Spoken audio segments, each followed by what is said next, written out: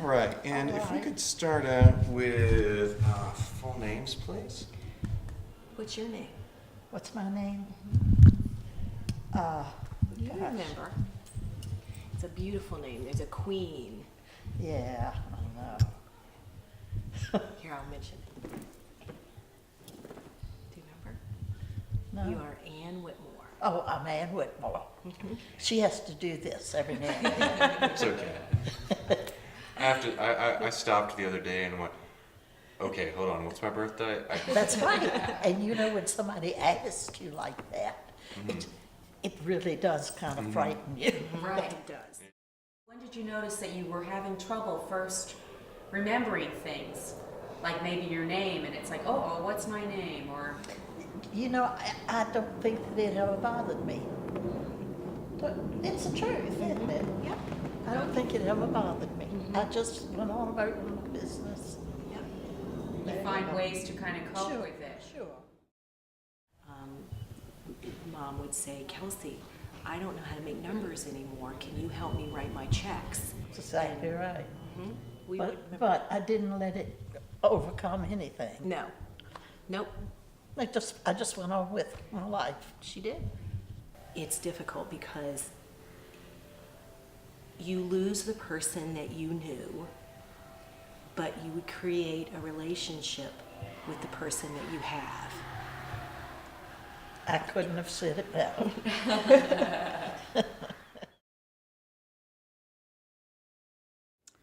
I met Mary in high school. She was a freshman. I was a sophomore. As of right now, we would have been married 56 years. We've been best friends the entire time. In September of 2001, we were both having physicals at our doctor's, and when he got at the end of it, he said, "Is there anything else?" I said, "Well, yeah, Mary's been having some trouble remembering things." So he gave her a little test, mini test, indicated that we should go to a psychiatrist. And she told us that Mary had mild cognitive impairment. Neurologists, to the best of their ability, diagnosed Alzheimer's.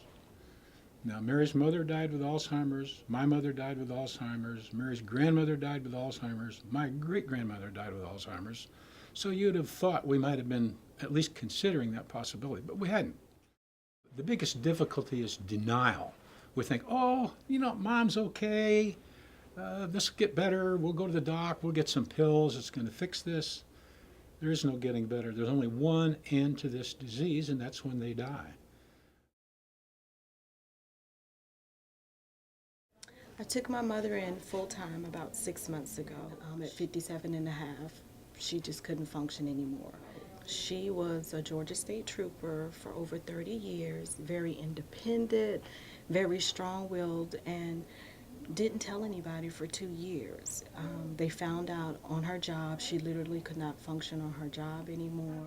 They had put her on administrative leave pending some type of diagnosis or saying that she's cleared to work.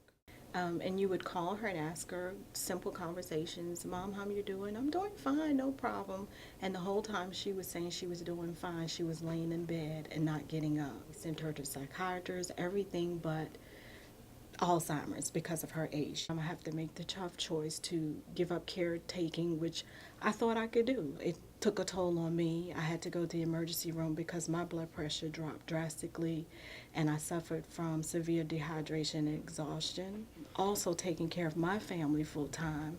It's just so much you can do. It's just comes to a point where you realize you're only one person, and once you've done all you can do, then you have to allow the professionals to step in and give her the appropriate care so that you can be around to be there for her. Well, I've been in the Navy for 25 years when I was diagnosed in fall of '08, and I was having some vision problems as well as some balance problems and problems in my right hand and my right leg. And I worked in a medical facility, so you can't get away with much there. When you walk in the hallways and you know you stumble or you trip or you're having issues, and so it was pretty easy for my boss to say you need to go see someone. I thought I just had the flu and it was just taking a couple more days than normal, but it was found out fairly quickly that there was something going on with my brain, and they sent us up to UVA and found out the diagnosis was a type of dementia similar to Alzheimer's, and that there wasn't a very good prognosis, there was no cure, and that the lifespan was about 6 to 8 years. So at age 43, it's kind of a difficult diagnosis to take, but I decided to retire and enjoy life a little bit. We've had time to prepare for every potential, possibility, and we got that out of the way, and now we can enjoy life and do a little bit of traveling and just walk the beach. Courage and faith, there's our new model for everything. Because But yeah, like Randy said, we have a lot of faith in God. We know where we're going, Right. and we are just sucking the enjoyment out of every day together now. hey, time is not infinite. Don't wait to do things.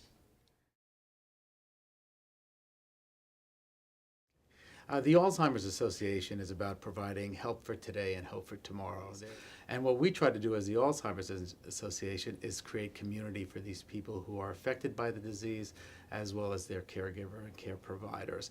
We try to provide education, awareness, support. We want to get them early on in the process so they can be involved in proactively in planning, both for the affected individual who can take part in that planning and make sure that his or her wishes are adhered to, as well as a caregiver knowing what the disease, the progression looks like and what to plan for. This disease can make you feel very alone.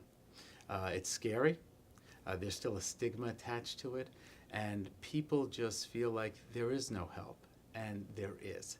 There are over 100 drugs in various phases of FDA trials right now. So early diagnosis is critical. Right now, federal funding needs to be increased for Alzheimer's research. Cancer is funded at $6 billion, and you can see the great strides they have made over the years because of that funding. Alzheimer's disease has been funded at $480 million. So you see the disparity there.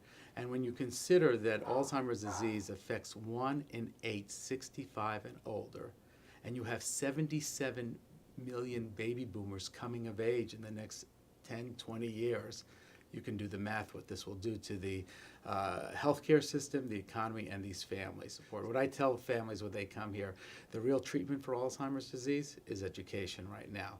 Those drugs will come to fruition, those disease-modifying drugs will happen in the next, hopefully within the next 5 years. But right now, education is a critical component.